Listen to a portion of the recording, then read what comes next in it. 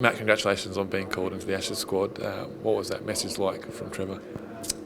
It was good. It was nice to be on the other end. Obviously, I got dropped a couple of years ago, so I know both sides of the coin. But yeah, it was nice to get some reward. Yeah. When the intra-game squad finished, did you think you'd done enough?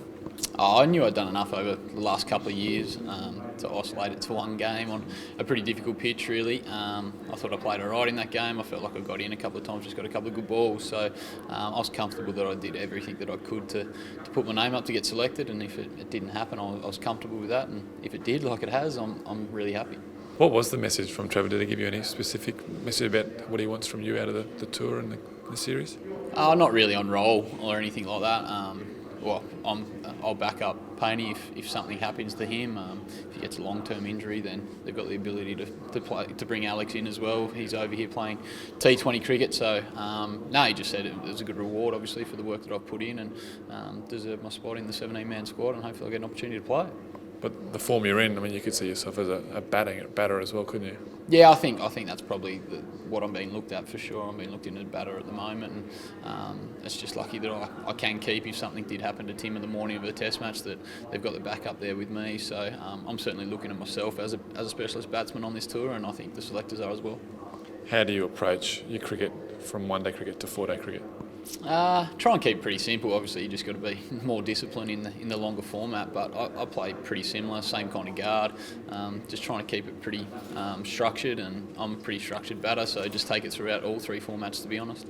Yep. I hear you in the nets the other day that when you actually smack a few, you get your iron better. Yeah, sometimes in four-day cricket I get like a little bit itchy just to hit the ball. So if I do it like a white ball session and just start slogging for 10 or 15 minutes, I feel like it just frees me up, gets my feet moving, and I feel like I get all those shots out, so I can actually go into the middle in a four-day game and just bat normally and feel really comfortable and not be searching for the ball too much. So how hard is it to restrain that feeling of wanting to smash it when you're out there playing in four-day cricket? Yeah, well, hopefully I'll get it out in the nets. That's the kind of the process that I've gone through. I've done it a little bit over the last couple of years. When I feel a little bit anxious to hit the ball, then I'll do a session where I'll just try and clear the pickets for 10 minutes, and then I seem to get back and just watch the ball. Makes you leave better. It just works for me. I don't know why. And I guess your role, if you were to play, would be down the lower end of the middle order. Mm-hmm. How does your role change in that position? Because you want to come in at four for not many, or you would come in at four for heaps and then go from ball one? Yeah, 5 or 6, I suppose, would be the position that they'd be looking at me to play. I'm pretty comfortable. I've batted from 3 all the way through to 7 in first class cricket, and Test cricket I've batted at 7 as well. So I know I'm pretty confident in my ability to bat with the tail and know how to manipulate strike and stuff like that. And if it's a little bit higher, then you just go out and bat, which is always good. Now, this is your second Ashes tour, 2013, didn't get on the park. Does that motivate you a little bit more to try and get out there and play an Ashes test? Yeah, I'd love to play, but I'm really happy to be here. If you're going to win an Ashes, then you need a squad mentality. We've got 17 people here, and whether I'm on the ground or off the ground, I'll be giving it whatever is needed to bring the earn home. How is the vibe and the feeling within the group?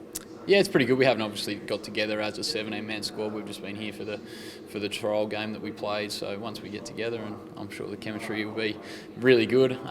We all know each other really well. We've all played a lot of cricket together as well. So excited to just get to Edgbaston and get into it. One of the things that have been highlighted about you is about your talk on the field. Is that something you can practice? Not really. I think it just keeps me interested. I get bored otherwise when I'm out on the ground. So a little bit of banter with the boys, and then trying to stay up and about. It keeps me switched on, and you got to be enjoying yourself out there. I'm enjoying running around in the field. To be honest, it's something that I haven't done a heap of. I've probably only done 10 first-class games, so I'm enjoying being out there and having a run around. It's good. I hear Nathan's line's quite repetitive with what he says on the field. What's your go-to saying out there? Everyone just says "come on." Usually, "come on" is just, as I would suggest, that's said 2,000-3,000 times a day. But I just try and banter with the boys most of the time and try and take your mind off things in between balls, and then switch on when you need to. 2 Victorian quicks got in, Pattinson and Siddle. You played a lot with them. Yep. Do you know how to push their buttons in the right way? Jimmy doesn't need too much pushing. He pushes his own buttons and gets himself in the contest every game. They're awesome to play with. I've played a lot of cricket with them, and I haven't played with them for a while, to be honest. So I'm excited to see him go out there. James is bowling as good as I've ever seen, and he's ready to go. I'd be very surprised if he's not running out at Edgbaston, and I'm looking forward to seeing what he can do. And just finally, John Holland said that he normally has the wood over you. He did get you out in the intra-squad game. Has there been any banter between the two of you about that? Oh, not really. One for about 200 he's got against me, so he's going, nah, not really. We're really good mates. John was in my wedding, so if I was going to get out to anyone, then I'd probably pick him.